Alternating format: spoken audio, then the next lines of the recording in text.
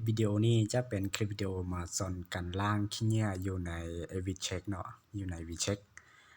ไผที่เล่น VCheck โดนแล้วเนาะมันมีขี้เหงื่อมันซ่ามันเฮ็ดเวียกซ่าเนาะเขาจะล้างแนวใด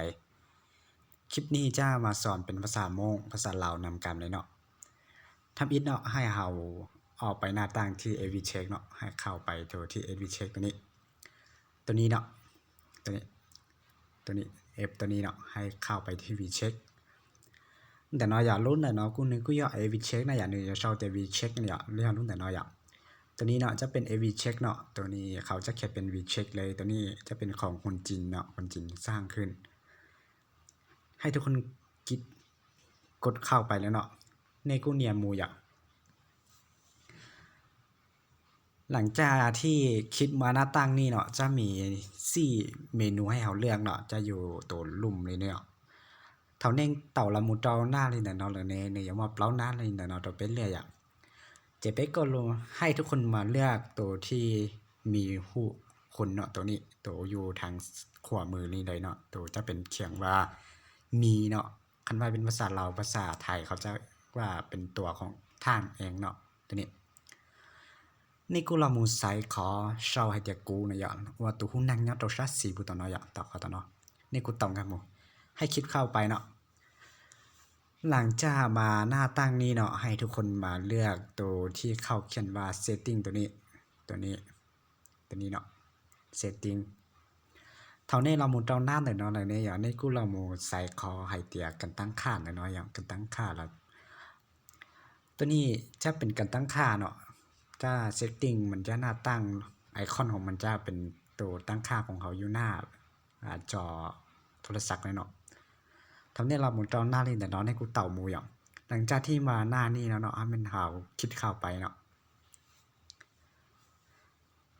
เท่านึงเราชอบหน้าตั้งนี่นะเนาะหลังในเนื้อมันต้องขอตัวนี้เรื่อยในกูเราหมุนเลือกขอแต่ general นะเนาะอย่างหลังจากที่เรามาเข้ามาหน้าตั้งนี่เนาะมันให้เราคิดคันว่า general ตัวนี้ให้คิดเข้าตัวนี้เนาะตัวนี้คันว่าแปลเป็นภาษาลาวเนาะตัวนี้จะแปลเป็นทั่วไปเลยทั่วไปเนาะนี่กูต้องการหมูอย่างให้คิดเข้าไปเนาะหลังจากที่เราคิดมาห่อขั้นตอนนี้เนาะมันอาต่างนี้ต่อก้าอวยเป้เต่าละหมูเจ้าละจอดเจ้าหน้าเด็กน้อยอย่างให้ทุกคนคิดหันว่า storage ตัวนี้เนาะ storage คิดเข้าตัวนี้ในส่วนแรกเนี่ยกูเนี่ยขอให้เตีย storage คันว่าเป็นภาษาลาวเนาะตัวนี้จะเป็นเนื้อที่เก็บพื้นที่เนาะที่เก็บเนาะแต่เนาะอย่างในกูเนี่ยกับหมูอยากให้คลิปเข้าไปโอเคเท่านี้เราจัดตรงแต่เนาะเราเนี่ยอยากนึกกูยอปอชาวลินแต่เนาะในยอชาวเตียพื้นที่ว่ายอวิเช็คสีนะอย่างแต่ชิโนป้องเราอีจูเป๊กิดกับใบนะอย่างหลังจากที่เข้ามาห้องหน้าตั้งนี้เนาะทุกคนจะเห็นตัวนี้เนาะตัวนี้จะเป็น 1.3 กิกะไบต์ตัวนี้จะเป็นเนื้อที่VCheckมันใส่ไปเนาะจะอยู่ที่3กิก1กิก 1.3 กิกะไบต์เนาะจะอยู่ที่1กิกเที่ยในยอปอตัวเล่นเนาะในยาเปล่าป่วนนั่นก็จุเปล่าเมกะไบต์อย่างแต่นอนในกูยอดจอกขี้เงี้ยนะอย่างและทุกคนมันจะเห็นตัวเป็นเขาจะเขียนว่าเคสเนาะคันว่าเป็นสลับเขาจะว่าขยะเนาะมันจะอยู่ที่224 เมกะไบต์เนาะให้ทุกคนไปลึกตัวนี้ออกเนาะตัวนี้มันก็มีคือกันเนาะตัวนี้จะเป็นการป้าว่ากันการสนทนาของเขาเนาะจะอยู่ที่15.3 เมกะไบต์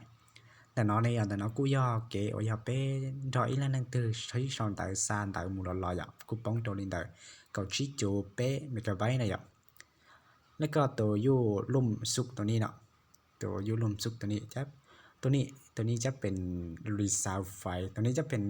ทรัพยากรหรือว่าเป็นไฟที่เขาส่องมาเนาะในการสนทนาของเขาหรือว่าเป็นบัญชีต่างๆเนาะที่เขาส่องผ่านมา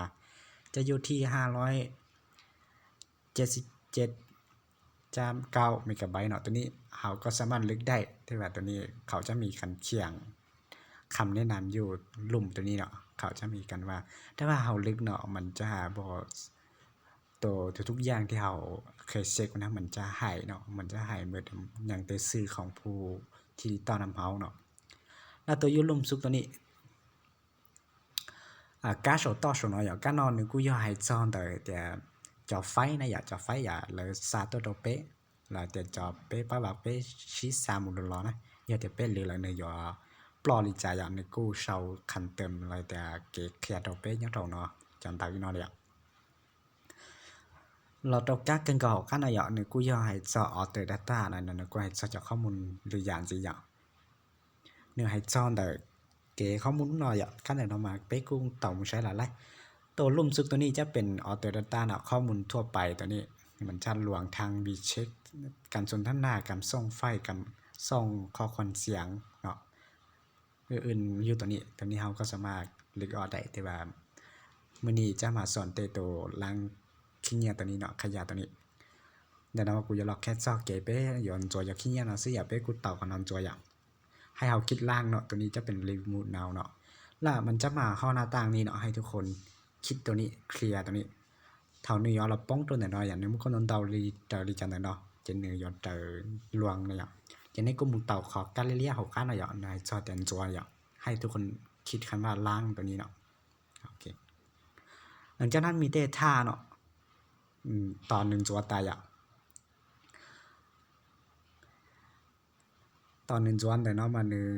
เท่านั้นหนึ่งกุ้นจัวเตียอะไรอย่างขั้นตอนนี้จะเป็นขั้นตอนที่เฮาล่างเสร็จมันสำเร็จเนาะอยู่ในการล่างขี้เนี่ยอยู่ในวิเช็คตัวนี้ให้เฮากดคันว่ากดอีดตัวนี้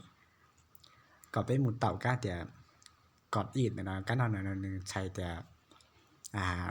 ยอมหักเนาะแต่สำเร็จเลยนะอย่างเต่ามูอย่างโอเคเจเท่านั้นหนึ่งกู้ขอขี้เนี่ยเนาะนั่นกู้เปิดนะอย่าง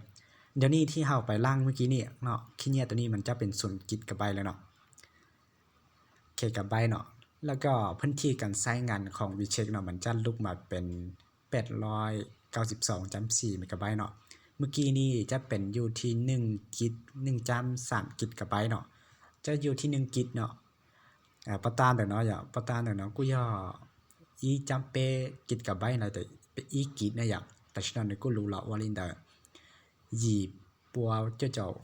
จานเปล่าเมกะไบต์อะไรอย่างนี้กูรู้ลองเดาอะไรอย่าง